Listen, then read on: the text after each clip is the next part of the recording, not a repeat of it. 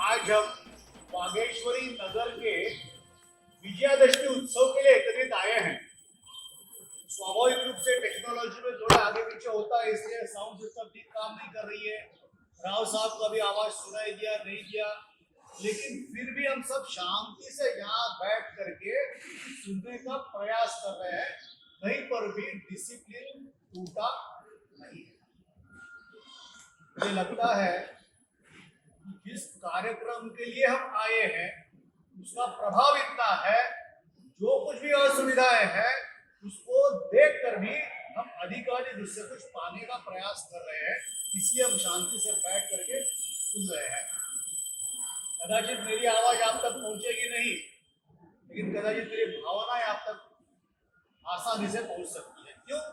क्योंकि हम एक ही गणवेश में, एक ही भगवे ध्वज तले, एक ही संगठन के कार्यक्रम में एकत्रित आए हैं।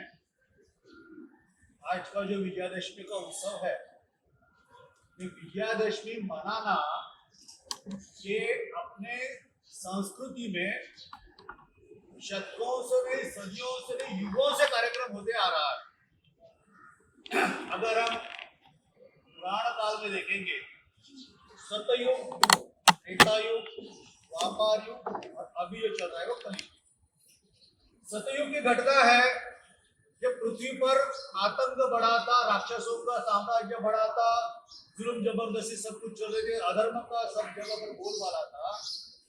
तभी दुर्गा माता ने अवतार लेकर के 9 दिन 9 रात्रि महिषासुर के साथ संघर्ष करके आज के दिन उसका वध किया था। वो आज का दिन महिषासुर मर्दिनी करके माता को सब लोग आज के दिन पूजते हैं। शस्त्र का पूजन तब से प्रारंभ हुआ।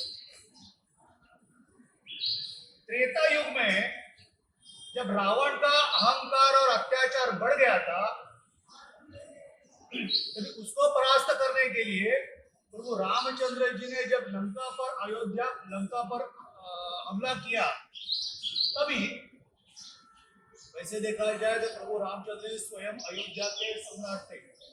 अयोध्या की चतुरंग सेना बहुत उस समय प्रसिद्ध थी, लेकिन उन्होंने अयोध्या से सेना नहीं मंगाई। गिरी कंदरों में पेड़ों पर रहने वाले और सामान्य वानरों को इकट्ठा लिया, एक सैन्य बनाया, संगठन बनाया। उस संगठन के आधार पर शस्त्र का उपयोग करते हुए रावण को परास्त किया। उससे शस्त्र पूजा की, संगठन खड़ा किया।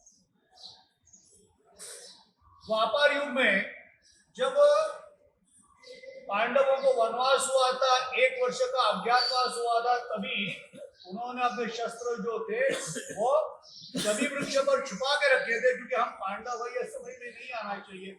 अगर कोई पकड़ लेते, समझ लेते थे, फिर से 14 वर्ष का 13 वर्ष का वनवास जाना पड़ता था।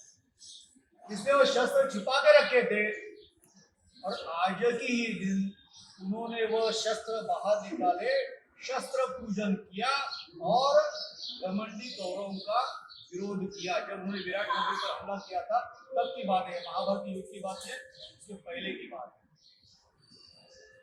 लेकिन उसी द्वापर युग में जब महाभारत का युद्ध चल रहा था, तब भगवान श्री कृष्ण ने अर्जुन को जो गीता बताई, उस गीता में उन्होंने स्पष्ट रूप से कहा, संघ शक्ति कलौ युगे।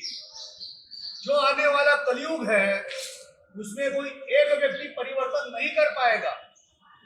अगर परिस्थिति में परिवर्तन करना है, युग में परिवर्तन करना है, संघ शक्ति कलौ युगे, संगठन ही कुछ कर पाएगा, संगठन के सिवा कोई कुछ नहीं कर पाएगा। ऐसा मंत्र भगवान श्री कृष्ण ने गीता के अध्याय में बताया है।